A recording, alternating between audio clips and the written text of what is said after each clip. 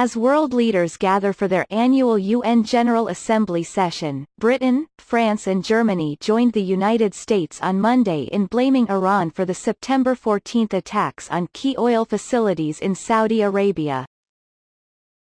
The leaders of the UK, France and Germany, those nations, unlike the US, remain parties to the 2015 Iran nuclear deal, said in a statement that there is no other plausible explanation than that Iran bears responsibility for this attack.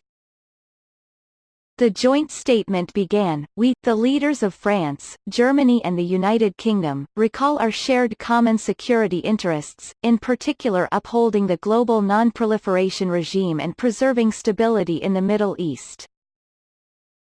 It concluded, "We are committed to continuing our diplomatic efforts to create conditions and facilitate dialogue with all relevant partners interested in de-escalation of tensions in the Middle East, in the interest of preserving international peace and security. We urge Iran to engage in such a dialogue and refrain from further provocation and escalation." International experts continue, at Saudi Arabia's request, to investigate what happened and who was responsible.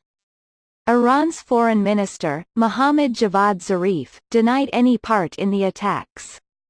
He said Yemen's Houthi rebels, who claimed responsibility, have every reason to retaliate for the Saudi-led coalition's aerial attacks on their country.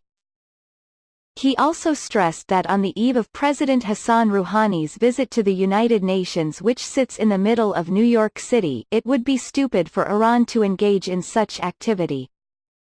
Zarif, however, ruled out any Iran-US meeting. He said Iran had received no request from the US, and we have made clear that a request alone will not do the job. He said Trump closed the door to negotiations with the latest U.S. sanctions, which labeled the country's central bank a global terrorist institution, a designation the Iranian minister said the U.S. president and his successors may not be able to change. "I know that President Trump did not want to do that.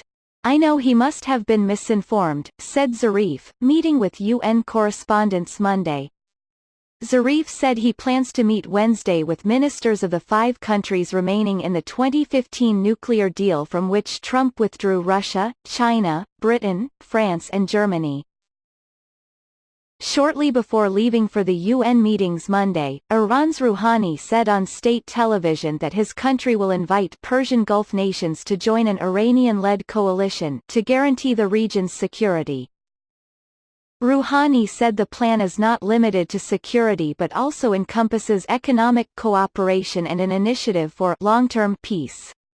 He planned on presenting details while at the United Nations.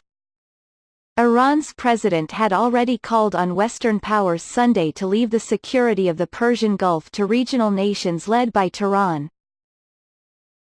Zarif said the new Hormuz Peace Initiative, with the acronym HOPE, would be formed under a UN umbrella with 2 underlying principles: non-aggression and non-interference. He said it would require a major shift from countries buying security from other nations or mercenaries, and promote the notion that you can gain security relying on your own people and working with your neighbors.